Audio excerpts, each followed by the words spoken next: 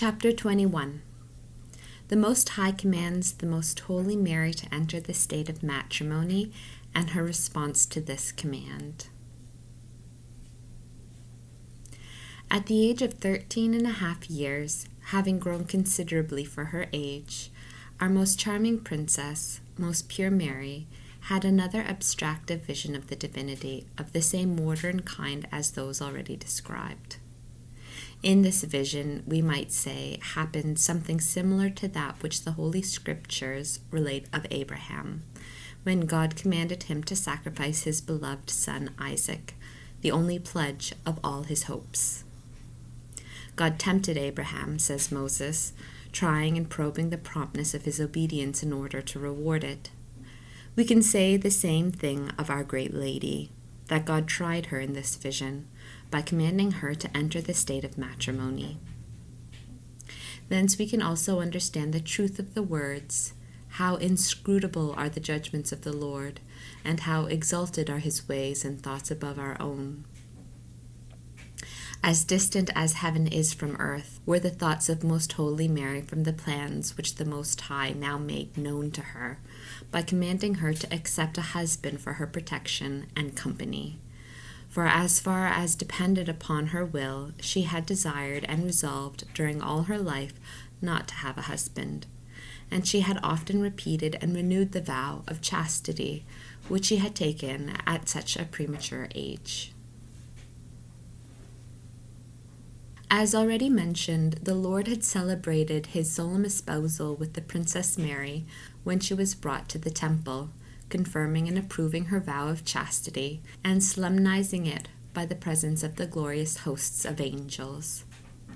The most innocent dove had withdrawn herself from all human intercourse, relinquishing entirely all that might be called worldly interest and attention, or love and desire of creatures.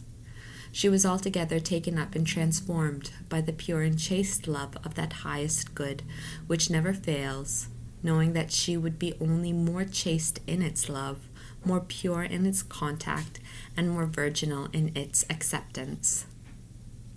When, therefore, without any other explanation, the command of the Lord reached her that she now accept an earthly spouse and husband,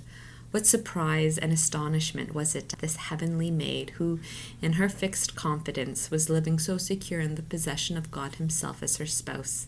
and who now heard from him such a command.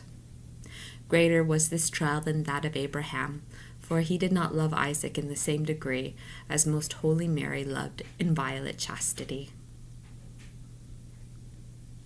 Nevertheless, at this unexpected command, the most prudent virgin suspended her judgment and preserved the calmness of her hope and belief more perfectly than Abraham. Hoping against hope, she made answer to the Lord, saying,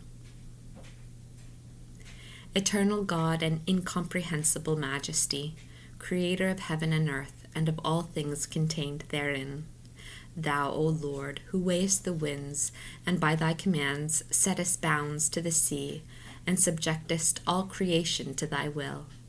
canst dispose of me, thy worthless wormlet, according to thy pleasure, without making me fail in that which I have promised to thee. And if it be not displeasing to thee, my good Lord, I confirm and ratify in you my desire to remain chaste during all my life, and to have thee for my Lord and spouse.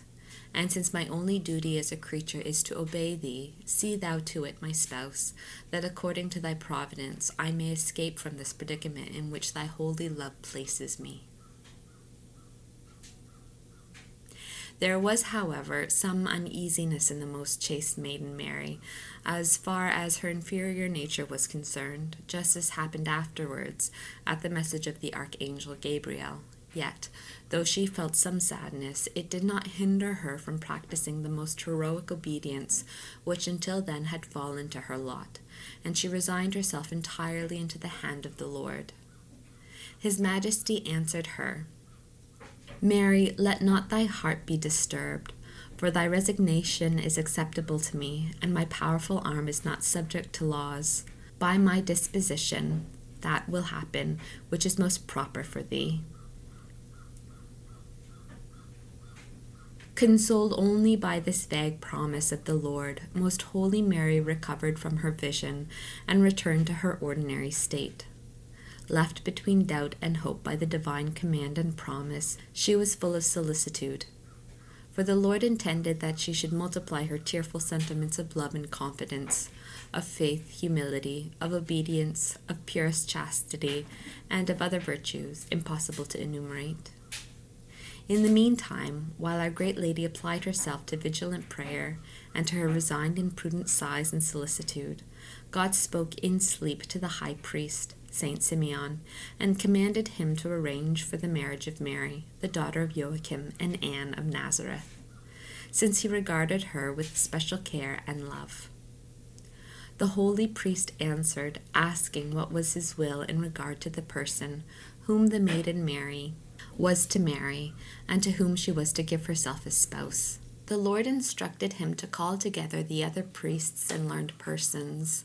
and to tell them that this maiden was left alone and an orphan, and that she did not desire to be married, but that, as it was a custom for the firstborn maidens not to leave the temple without being provided for, it was proper she should be married to whomever it seemed good to them.